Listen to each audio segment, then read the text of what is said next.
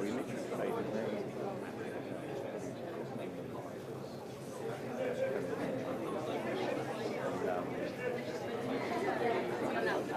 I'm just coming in now.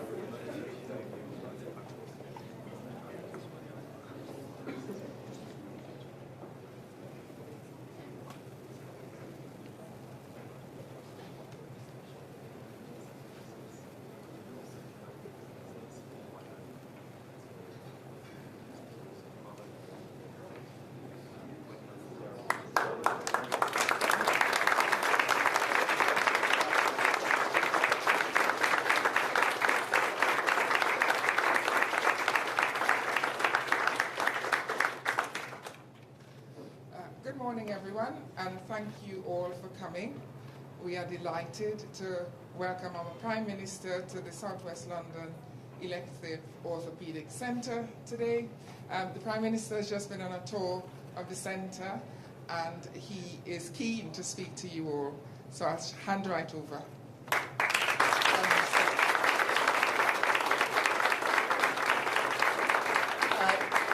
Thank you, Arlene, and thank you to all the staff here. We've had a really uplifting morning just looking at the work that you're doing. It's absolutely inspirational. It's exactly what we want. And I see some of the colleagues here behind me who I was talking to this morning. You should all be really so proud of what you're doing. We're really proud of it. So thank you very much. And a Happy New Year to you all. I hope you had a refreshing Christmas break. I do recognise and realise that for many people in the NHS, the words Christmas and break don't very often actually go very well together. So before I say anything else, can I just say to all of you, and through you to all your colleagues who work in the NHS, thank you. Thank you to your service to our country and for the countless lives that you save and change every single day. A massive thank you to you.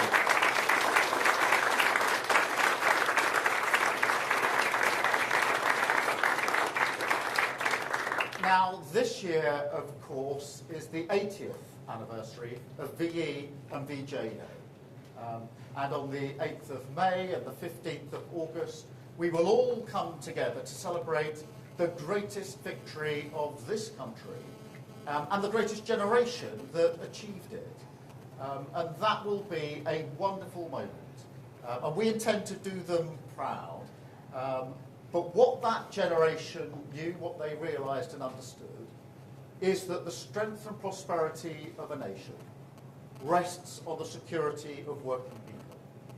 And that the fundamental job of government is to deliver that security so working people can realise their aspirations and drive a country forward.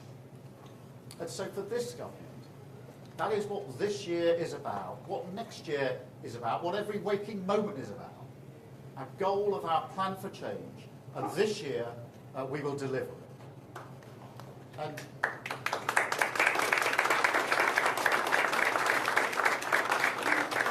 And let me tell you, there's no institution more important for the security of our country than the National Health Service, built by that generation 8 decades ago now. It's the embodiment of British values and humanity, fairness, equal respect. But look at it now, and I'm looking at the staff here, because the feeling of record dissatisfaction that we now see, millions of people waiting on waiting lists, their lives on hold, the potential, if you like, of the country blocked. So 2025 is about rebuilding Britain, and rebuilding our NHS is the cornerstone of that. And that's why I wanted to come here to make this speech this morning. We will, of course, protect the principles we all cherish and that you all work to every day. Care free at the point of use, treatment according to need. Key principles. But to catapult the service into the future, we need an NHS that is reformed from top to bottom. Millions of extra appointments, signed, sealed and delivered with the plan that we are launching here today. National renewal in action. You know, people have long said we couldn't do this. I'm sure they said that to you as well. This sort of wallowing in a fatalism about the potential of this country, the change that we can deliver for working people. Well, this plan that we're launching today is a comprehensive rebuttal of that mindset. An NHS that treats patients more quickly, that is closer to their lives, gives them the level of convenience that they take for granted in nearly every other service they use every day. Just think about it, every day. Just a few swipes of their phone. Millions of people buy food or clothes for themselves and their family. They book holidays. They even find love. And there is no reason, no good reason, why a public, free at the point of use, NHS, can't deliver that kind of convenience. In fact, it must. And we talked about some of these this morning. We need an NHS hungry for innovation as you are at this centre. That is the only way to face up to the challenges of the future. The wonder of us living longer and longer. And with that hunger, together we can save countless lives. Improve care from where it is now to beyond belief. Do not doubt that this can be done. A system like ours, with vast amounts of patient data, with scale, with the extraordinary resilience of our NHS staff, we are well placed for the AI revolution in healthcare. Trust me, that is coming. Britain is a world leader. So we can do this. But first, we must confront the reality of what is needed. Because the NHS can't become the sort of national money pit. Productivity can't bump along 11% lower than it was before the pandemic. Working people can't be expected to subsidise the current levels of care with ever-rising taxes. That is the price of ducking reform. And I won't stand for it. I believe in public service. I believe in the NHS. I'll fight for it day and night. But I'll never stand for that.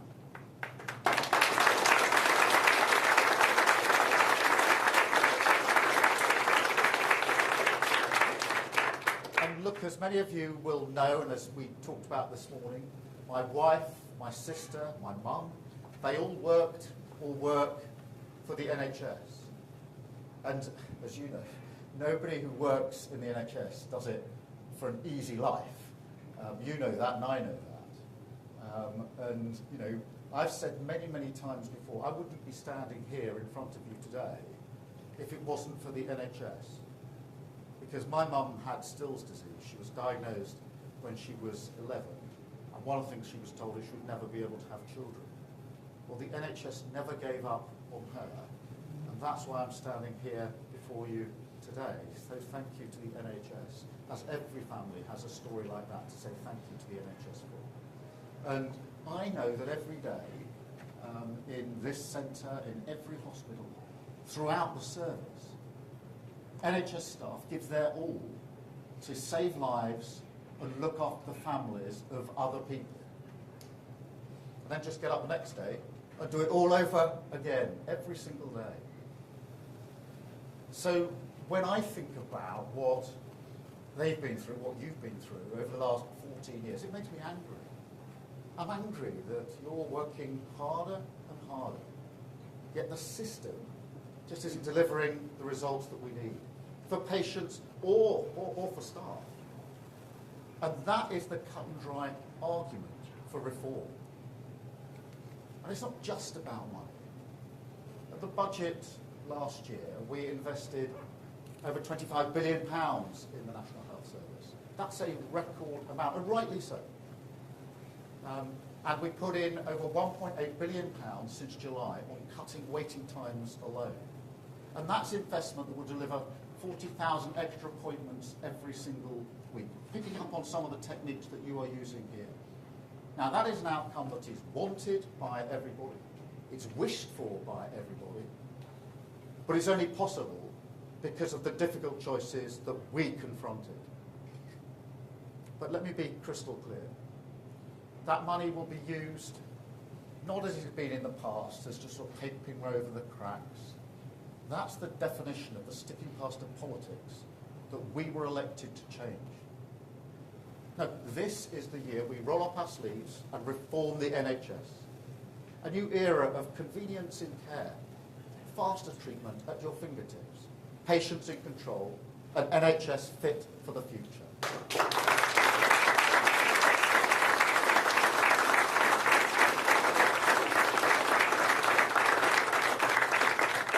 It's not just about giving patients greater flexibility over appointments, although that's really important, and you're doing that here, as I saw this morning, or leveraging the power of the NHS app. And we're going to do that. But there's a bigger principle here. It's about unlocking the huge untapped potential if we organise services around patient control. And you can see this really clearly in Martha's rule, which was really important. It's about a shift in the balance of power away from sort of passive deference to doctors and towards patients being able to get that second opinion and play a greater role in deciding their care and their treatment. And the early results of Martha's rule are in. Lives of some of the sickest patients in our care transformed, extended and saved. And so it's a rule that's now being recognised as potentially groundbreaking in its innovation. So look, across the NHS, we will put patients in control of their care. And to meet that demand, we will also move care closer to their lives, shift treatment away from hospitals and centres and deliver more care at their GPs, in their community and in their homes. And you gave me some brilliant examples of what a difference that makes, shifting care towards people's communities and their homes this morning when we're walking through what you do right here. Because as you know, that will make a massive difference to waiting times. If we can get more GPs consulting immediately with specialists, diagnosing even more quickly, then we'll avoid an extra 800,000 unnecessary referrals and appointments every single year. Another game changer, community diagnostic centres. We will open them, more of them, and it'll be 7 days a week, 12 hours a day.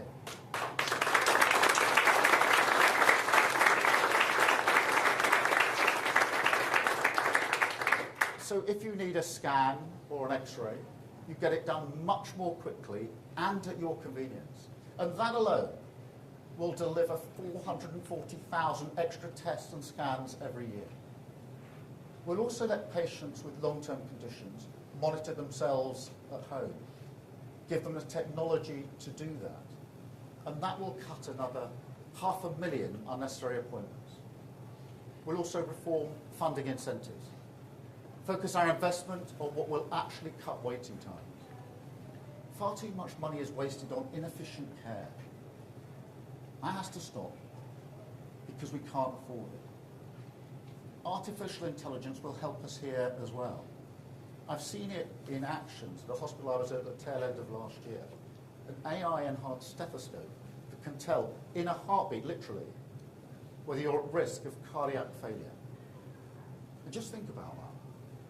That's a patient saved in an instant from a possible future that they may have had, where they might collapse, possibly more than once, where they'd be rushed on trolleys into A&E, into acute services.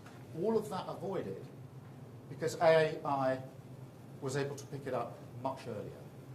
Think of the impact, not just on the individual patient, the person that might happen to, and of course their family, but also on the NHS. Because artificial intelligence is a technology with almost unlimited power to cut waste, speed things up, and save lives. And with this plan, the NHS will harness it properly.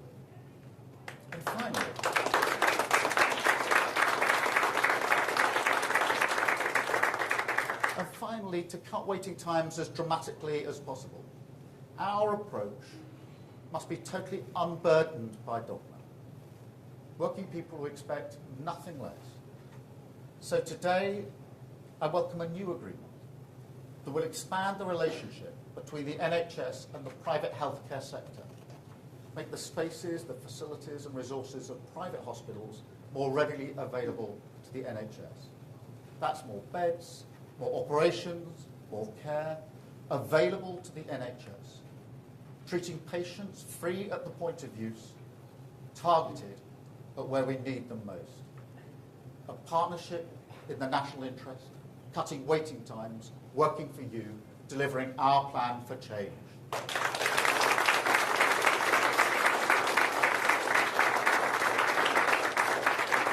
Now, I know some people won't like this, but I make no apologies. Change is urgent. I'm not interested in putting ideology before patients. And I'm not interested in moving at the pace of excuses. All through this project that we've been involved in, people have been saying to me, slow down. You can't change the Labour Party, they said. You won't win an election in every nation in Britain, they said. And they say you won't deliver on that plan. They'll say it again this year. I've no doubt about this plan. It's that anthem of decline. But they've been wrong at every stage. And they'll be wrong again.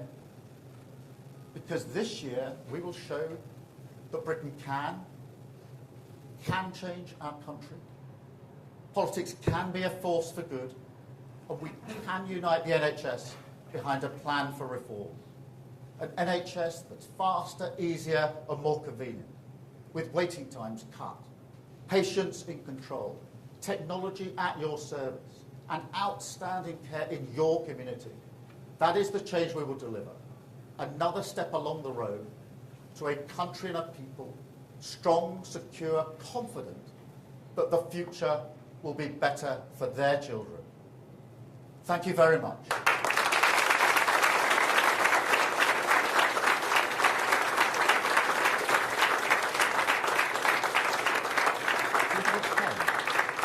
Now, I am going to spend some time talking to all of you. That's what I'm going to do almost next. But before I do that, I'm just going to take some questions from the media. So if you'll forgive me, we'll deal with that and then we'll spend more time talking through the brilliant work that you're doing here. But let me turn then to the media, if I may. I've got Hugh Pym, I think, from BBC. Hugh. Thank you very much, Prime Minister. In opposition, Labour said it would hit more than one NHS target over the course of a parliament. Now you are focusing on one planned treatment. Where does that leave A&E? Is it being downplayed? And a second part to my question, if I may, do you have any reaction, Prime Minister, to a post by Elon Musk this morning suggesting that America should liberate Britain from a tyrannical government? Let me deal with the health question, because it's really important. Look, we have got to get these waiting lists down, and we made a manifesto commitment to do so. And the important thing about the plan we've launched today is that it's the end of the 7.5 million on lists, on open pathways on the list, but it's also a plan that's been agreed by the NHS. So this is not talking about what we will do or what we can do. It's being talked through, agreed and signed off by the NHS. So this is an action plan for that. What I don't accept, that because we're doing that, then we can't do the other things we need to do on other standards. And I will never accept that prioritising waiting lists must come at the expense of the other things that the NHS must do, whether it's A&E, whether it's cancer and heart cases as well. So, you know, we can walk and chew gum here, and we're going to do that. The fact that we've got a plan in action today does not mean we're not going to do the other things. We will, of course, be publishing our 10-year plan for the NHS in due course. But thank you very much in relation to that. I don't really have any comment on the particular comment that was made this morning by Musk. Thank you. Can I come to you, Beth, please? Thank you, Prime Minister. You just spoke, it's Beth Rigby, Sky News. You just spoke about private care going into the NHS. Some people watching might be worried about backdoor privatisation of the NHS. You talked about it being a partnership. Is this then a project that you will continue until you have cleared the backlog, or is this perhaps a permanent innovation? And on Elon Musk, I do need to ask you this. He called your safeguarding minister, Jess Phillips, an evil witch, a rape genocide apologist who should be put in jail. Does that sort of abuse of a minister make you feel angry, and what is your response to that? Thank you. Thank you, Beth. Let me address both of those. Firstly, look, an element of private sector support for the NHS has been there for a very, very long time. This is not new. And clearly we need to make best use of it. The agreement that we've signed today is to make sure we can do it better, so that it's not just the sort of cherry picking of cases, it's a more comprehensive use which will allow us to get the waiting lists down. Of course the priority today is waiting lists, but I'm not ideological about this. Where there's capacity that can be used that will help us deliver in the NHS, then we will continue with that partnership. On the question of Elon Musk, look, I think most people are more interested in what's going to happen to the NHS, frankly, than what's happening on Twitter. But you asked me a really important question that's been in the news for the last few days.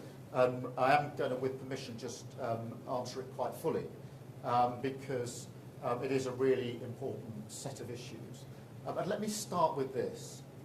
Child sexual exploitation is utterly sickening, utterly sickening. And for many, many years, too many victims have been completely let down by perverse ideas about community relations, or by the idea that institutions must be protected above all else.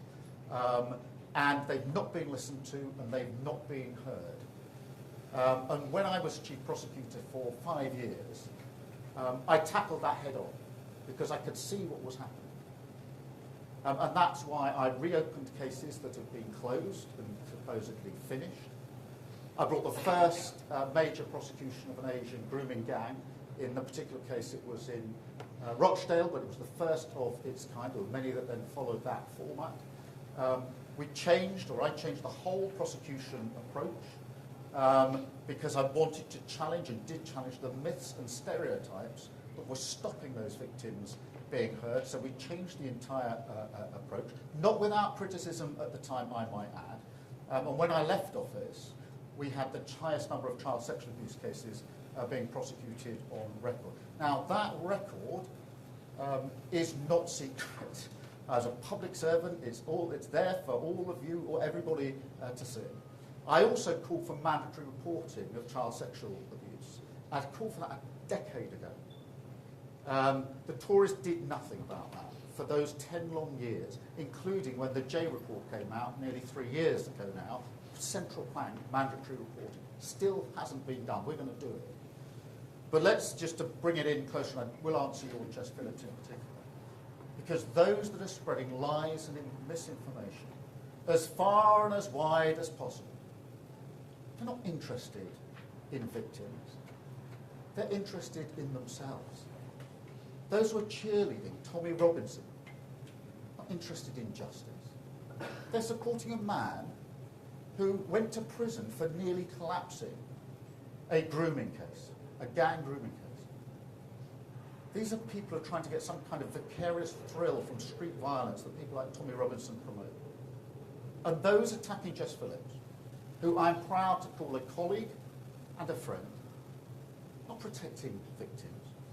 Jess Phillips has done 1,000 times more than they've even dreamt about when it comes to protecting victims of sexual abuse throughout her entire career.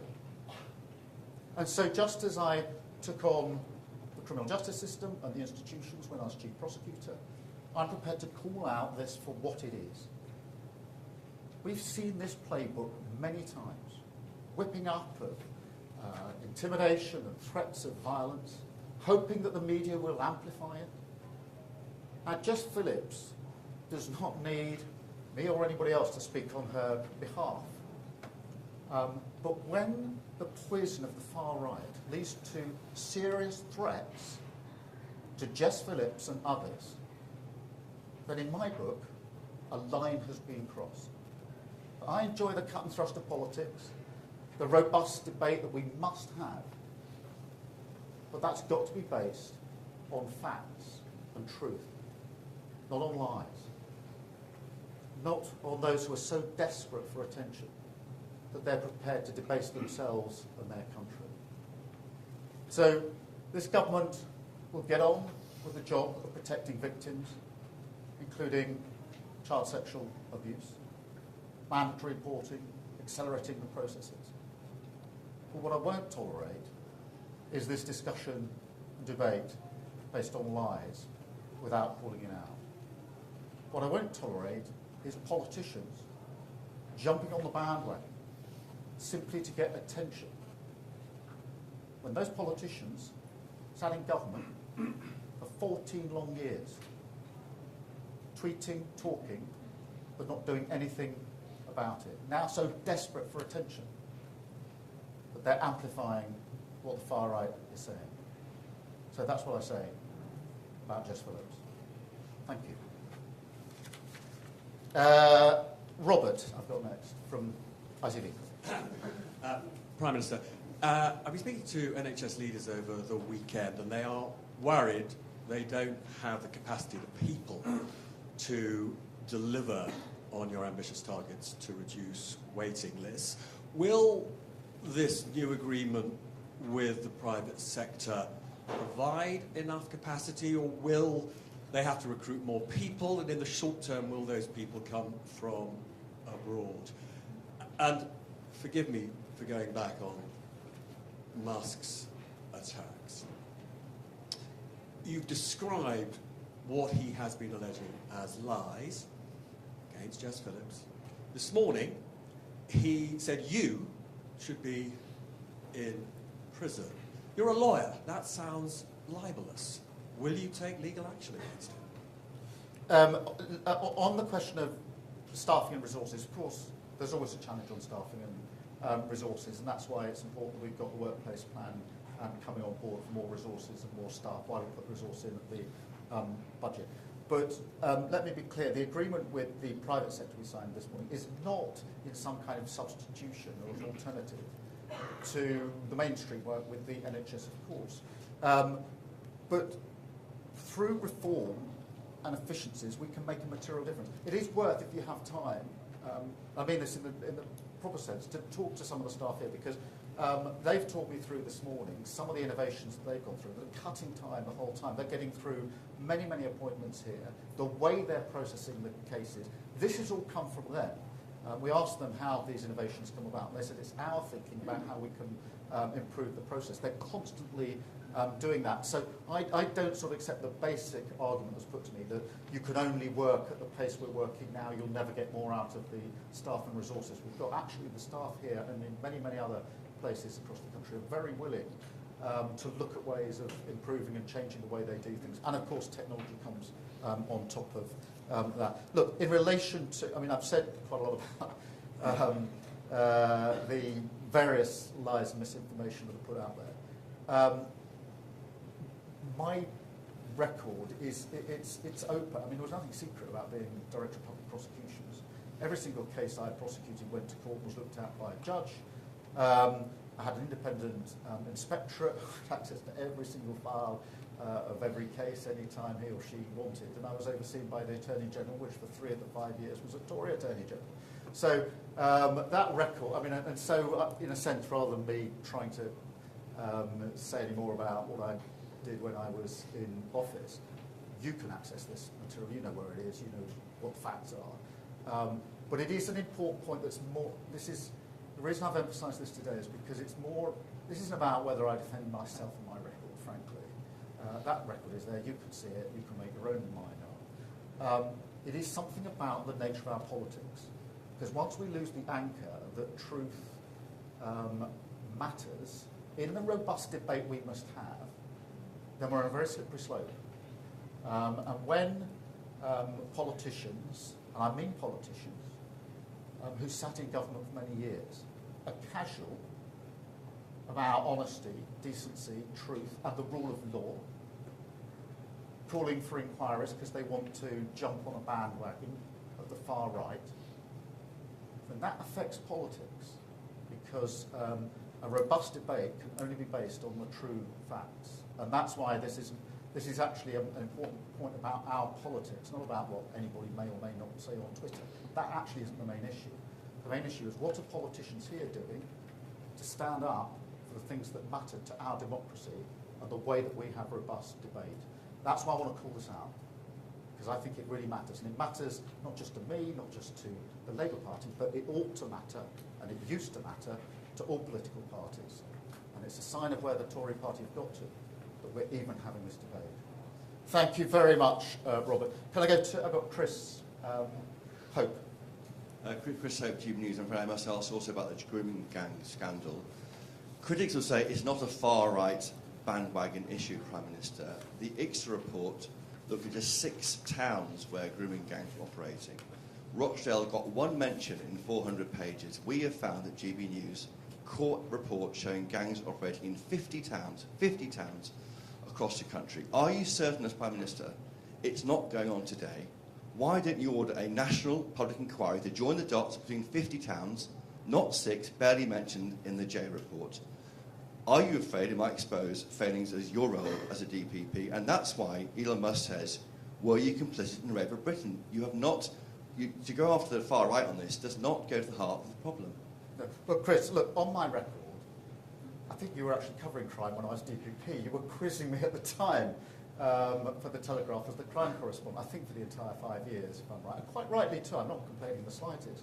But you looked at my record for 5 years with me as I was doing the job, facing your questions. You've got access to all of the material. So, in a sense, you can look at it. I've set out what I did. I actually changed the system because I could see some of the things that were going wrong. I wasn't prepared. Unlike some Tory politicians, not tweeting about it or talking about it, got on with changing it. In relation to the serious point you do make, because this is the victims here suffered terrible abuse, unthinkable, unspeakable, genuinely sickening abuse, and then they weren't listened to. That has to be taken seriously. We have to do everything we possibly can to make sure that never happens again. That's why I made the changes I did within criminal justice. Among the reasons I came into politics was because I felt that it couldn't all be done within the criminal justice sphere alone. It had to be done more broadly. On the question of this sort of call for an ever-increasing number of reviews, there have been a lot of reviews, including localised reviews, including into Oldham, for example. The Mayor of Manchester did his review, and the J report was intended to look at the different types of exploitation that went on. It was a comprehensive review. What Professor J said was really important there, and because I completely agree, which is this doesn't need more consultation. It doesn't need more research. It just needs action. There have been many, many reviews, this constant asking for a further review. No stone should be left unturned, but frankly, it's time for action. Get on with it. Why didn't the last government implement the J requirements? Got to answer that question. For 10 years we've had reviews and reports. Did they act? No. They're now tweeting and talking about what they think should have been done. I've got some pretty basic questions to answer in relation to that, in my view. Thank you very much, Chris. Let me go back to Kate from Times Radio. Thank you, Prime Minister. Kate McCann at Times Radio. You've just said there that on a separate issue we've had 10 years of reviews and commissions and looking at a question, and now is the time for action. In your speech just now, you said you don't believe in ducking reform, yet despite calling social care an urgent need in the general election campaign, you've just announced another review which won't report until 2028 fully. Will you bring that date forward now? And will you give those in the social care sector the protection from the national insurance increases while they wait for your report? Well, I mean, firstly, thank you for raising this, because social care is such an important issue in its own right, and obviously it's also linked to the question of what happens in our hospitals, because it's got a huge impact, and we've got to get it right, which is why we put Louise Casey in charge of this, who's renowned for getting to the bottom of things, coming out with really good, strong recommendations. And I want to build a consensus. I genuinely want a cross-party consensus, because if this is going to work and make a material difference, it's got to last through different parliaments. That will take time to get this right, but we're determined to do it. But we've also announced it will be in stages, because what I don't want to do is precisely what you're challenging me on, which is to say, well, we'll have to wait until the final outcome of Louise's report, which is why it'll be in 2 stages, with the first stage next year, which is what can we do now to improve the system as it is now. Now, some of that we've already started with fair pay agreements, etc., for staff. That really matters, by the way, because more staff leave social care to come to the NHS than to go anywhere else. And the reason they do that is because of the poor paying conditions and because there's no progression. And then they want to come to the NHS so they can progress their career. So some of it we've started. There'll be the interim or the first stage of the report next year, which means we can get on with some of the change that we need, because you're right, it's urgent. But it is right that we do it properly and take time and build the consensus that we need. Thank you very much. Well, I mean, the report is obviously going to look at what we can do next year. Let's see what the first stage brings with it. I've got Laura from the Telegraph. Laura Donnelly from the Telegraph. Prime Minister, you've talked about reforming the NHS from top to bottom, but a number of the policies that you've outlined, the surgical hubs, the community diagnostic centres, and the expansion of use of the private sector are familiar because they were introduced under the last government. I wanted to ask, what will be radical and reforming about the plan? And also, can you... Under the last government. When it comes to things like diagnostic centres, we want to go further and faster, so have more of them and have them operating, as I said out a moment ago, 7 days a week, 12 hours a day, making much more use of technology and AI. And the fact that within the first 6 months of a Labour government, you've got a signed agreement with the NHS about the change we need, that's a material difference. That's what you get by working together with partners to deliver in the national interest. I'm not here saying to the NHS, you must do this, please respond. I'm here saying, look, we've worked on this for 6 months, now it's signed, it's agreed, it's signed off, we're going to do this. So that is a material change in the whole way that we've gone about reform, etc. On the private sector, we can give you more details afterwards, but the broad issue is really to make sure that the capacity we're able to use for the private sector is more comprehensive, is in areas which aren't necessarily usually covered by these agreements, which sometimes can be the sort of easiest operations, if you like, put through the private sector. We want to broaden that to make better use of the capacity that is there. But we can provide you with more details of that, of the actual agreement afterwards. Thank you very much. And are we going to crisis next year? What do you think the chances of that? Well, we're working at pace on this. We inherited a pretty broken NHS. I think many of us, or if you across the country ask people, they would say we love the NHS. They've got brilliant staff, and they're absolutely right about that. But people know that it was broken by the last government, so we're working at pace to mend that. There will be pressures this year, of course there will. But the point of the 10-year plan, the point of reform, the point of taking some of the pressure off through waiting lists is to make sure we can manage that crisis through this winter and alleviate as we go forward. But we inherited, as with so many other areas, we inherited a real mess from the last government. Thank you. I've got Max from the Times. Thank you, Prime Minister. You say the sort of language Elon Musk uses matters to democracy here and has a serious negative impact on it. Musk is in a couple of weeks' time going to be a senior member of the US administration led by Donald Trump. So are you taking this as direct attack from his administration, and will you ask Trump to tone it down? I'm actually making a more general point. I'm not going to individualise this to Elon Musk or anybody else. I'm making more, because actually I'm very concerned about where the Tory party is going on this, in this country. Because they are not... I think only a few months ago, it would have been unthinkable for things to have been said about Jess Phillips that was said recently, without all political parties and the leader of the opposition calling it out in terms.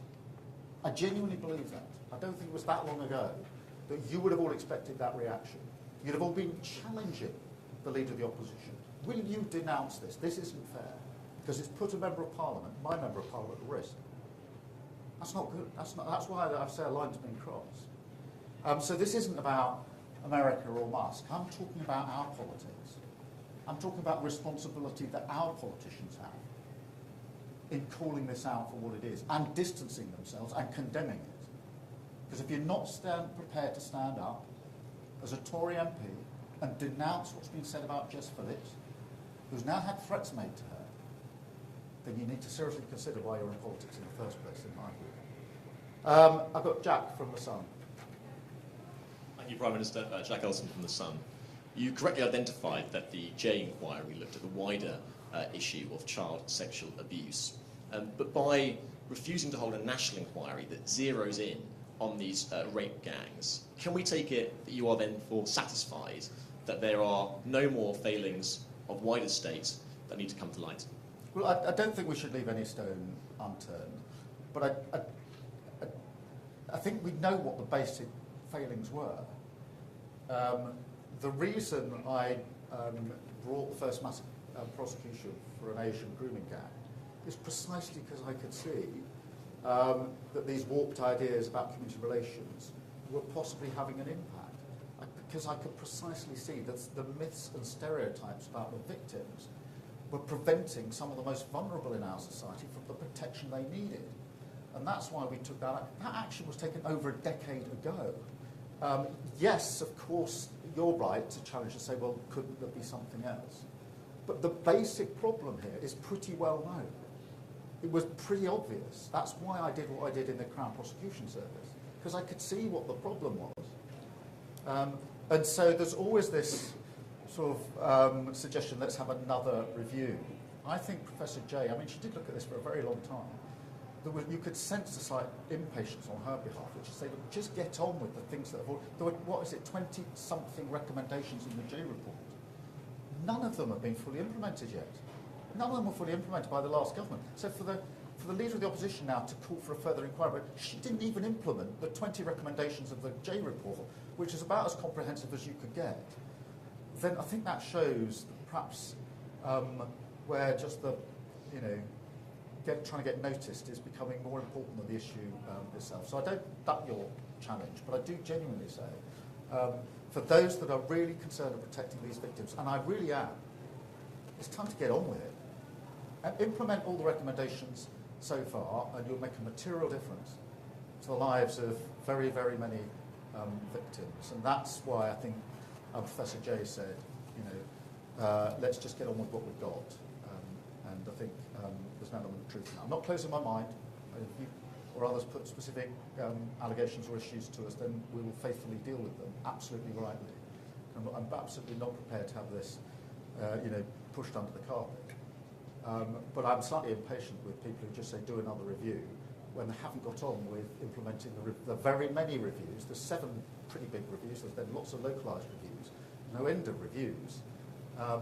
It's time for people to take the action. That's why I did what I did as DPP. That's why I'm going to do what I need to do as Prime Minister. Thank you, Joe. I've got Claire from the Daily Mail. Thank you, Sir Keir.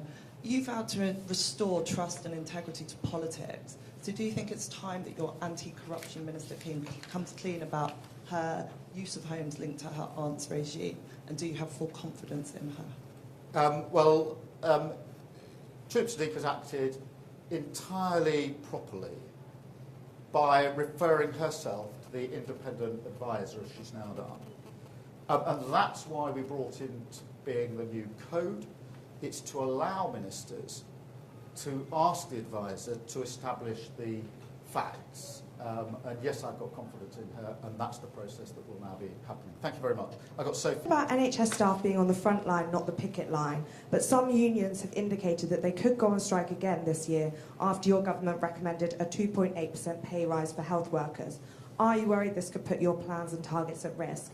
And a second quick one, if I may. We've heard horror story after horror story of cosmetic surgeries going wrong, not only abroad, but also here at home.